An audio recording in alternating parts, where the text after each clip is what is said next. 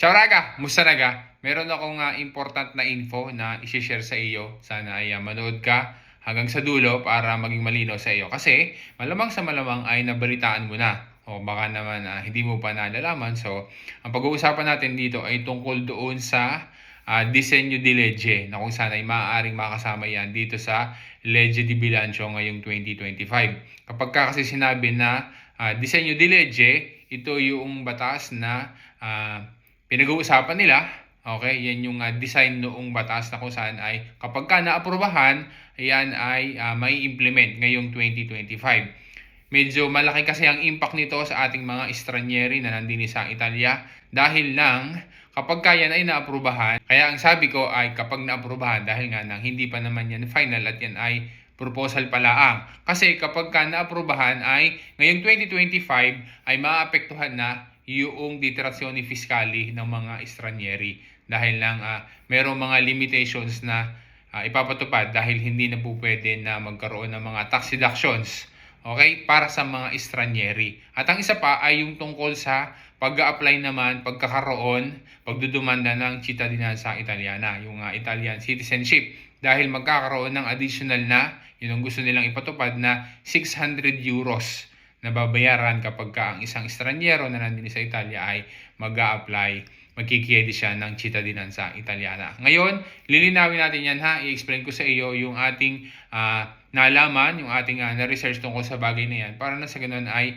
malaman mo at ikaw ay makapaghanda kasi baka ito ay matuloy at least ay alam mo na agad. Pero ulitin lang natin na ito ay proposal pala ang hindi pa to final. So abangan natin at sana ay hindi matuloy dahil malaking disadvantage ito para sa ating mga estranyeri. Bakit? Kasi ngayong 2025 doon sa disenyo di legge na kung saan ay kung ito ay maaprubahan mapapasama doon sa Legge di Bilancio ng 2025 ay sinasabi doon na ang mga Italyani at saka yung mga komunitary, yun yung mga European Union citizen ay hindi maapektuhan. Samantalang yung mga extra-communitary or yung non-EU citizens, kagaya nating mga Pilipino nandito sa Italia, kapag ikaw ay hindi pa Italian citizen, sa 2025, kapag ikaw ay nag-file ng iyong Dichiarazione di Redditi, halimbawa, modelo 730 o kaya naman yung modelo unico, hindi na po pwede, okay, na maging tax deductions yung iyong mga mahal sa buhay na wala din sa Italia. Kapag ikaw ay mayroong asawa o yung filia caricum mo ay nandoon sa ibang bansa at hindi sila residente dito sa Italia, hindi na sila po pwede na magkaroon pa ng tax deduction para mabawasan yung tax na mabayaran mo. Di yung iba ay kahit nasa Pilipinas yung mga sa buhay nila, ay nakakuha sila ng Codice Fiscale, nakakuha sila ng certificate na kailangan, at tapos ay sinasama nila yon doon sa pagpa-file nila ng 730 or unico. Pero dahil doon sa gusto nila ngayon na gawing bagong legge na yan ay hindi na raw po pwede. Kaya mawawala na yung tax deduction na yan kapag ka natuloy yung gusto nilang iyan na ipatupad na bagong batas. Makikita natin na medyo selective ang magiging batas na to dahil nga nang ang maapektuhan na maigi ay yung mga estranyeri. Kasi nga kapag ikaw ay Italian o kaya naman ikaw ay European Union citizen, hindi ka maapektuhan. Patuloy pa rin na magagawa mo yan at magiging tax deduction mo pa rin yung mga bagay na yan. Samantalang kapag ikaw ay hindi Italiano o ikaw ay hindi European Union citizen, hindi na po pwede. Kaya selective. Kaya ngayon, ang isa sa magiging solusyon ay maging Italiano ka. Diga? Para pagka ikaw ay Italiano, ay patuloy mo pa rin may enjoy yung mga detrazione fiscali na yan. Kaya maigi na ang gagawin mo ay magkikiedi ka ngayon, okay, ng Italian citizenship. Pero na-anticipate na rin nila yan kasi kasama din dito sa disenyo di legge nila na kung ito ay maaprubahan din at ito ay maipapatupad at magiging bagong batas, magkakaroon ng additional na bayad or tasa o kaya naman ay yung kontributo kapag ikaw ay nag-file ng cittadinanza italiana. At yan ay 600 euros ang idadagdag nilang gusto para pagka ikaw ay nag-file ng cittadinanza italiana ay meron kang additional na babayaran na ganyan. Ano-ano ba yung mga gastos kapag ikaw ay nag-file ng cittadinanza italiana? May babayaran ka na 250 euros tapos ay marka da bolo na sedici. Siyempre, mag-aayos ka din ng mga dokumento sa bansa na pinanggalingan mo. Halimbawa sa Pilipinas, may mga ayusin ka doon. Siyempre, may gastos din yon doon sa mag-a-assist sa iyo o kaya naman kung kuha ka man ng abokato, malaki din ang gastos. And then, isasama pa nila, idadagdag pa nila yung 600 euros na iyan.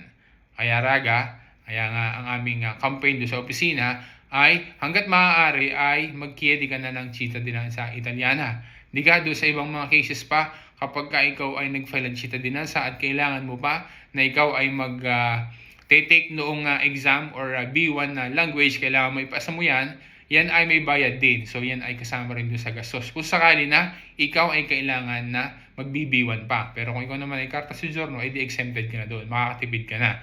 Kaya yan yung dalawang bagay na malaki ang magiging effect sa ating mga estranyeri din sa Italia. Dahil lang, unang-una, kapag ka ngayon ay natuloy, yung tax deduction na nai-enjoy mo dati, ay hindi mo na yan mai-enjoy. Halimbawa, meron kang kargo na 2 o kaya naman ay 3 no, sa Pilipinas. So, nakakabawas ka ng around na mga 1,800 o maaaring hanggang 2,000 euro pa. So, kung mawawala na iyan, at ikaw ay may babayaran na tax, ay di, may babayaran ka ngayong malaki. Tapos kapag ka naman ikaw ay magiging Italian na para ma-enjoy mo yung tax deduction na iyon, ay meron ding additional na babayaran para naman ikaw ay makapag-file ng cittadinanza Italiana.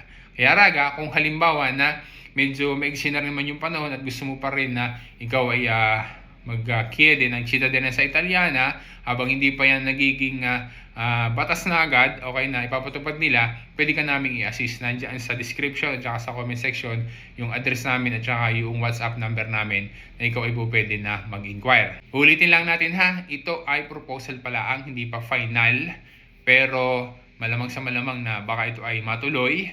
Although ito ay sasabihin natin nga na selective na batas kung mapapatupad nila. So ano ang opinion mo, Raga? Ito ba ay okay lang sa iyo bilang isang estranyero din sa Italia? O kaya sa tingin mo ito ay panggigipit sa mga estranyero? So comment your opinion para na ay malaman natin kung ano ga ang iyong take sa bagay na ito. Ulitin lang natin ha, ito ay proposal pa lang at hindi pa final at maaari na ito ay maaprubahan o hindi. At kung ito naman ay maaari na maaprubahan, ay maaari rin na magkaroon ng mga changes. So, sa ngayon ay hindi pa yan final, maigi lang na alam natin. So, abangan natin kung ano mangyayari. Pagka in-announce nila na final na yan, malalaman natin talaga kung ano yung mangyayari dito sa pinopropose nila na batas na ito. Maraming salamat sa iyo, Raga, sa panonood mo. A la próxima.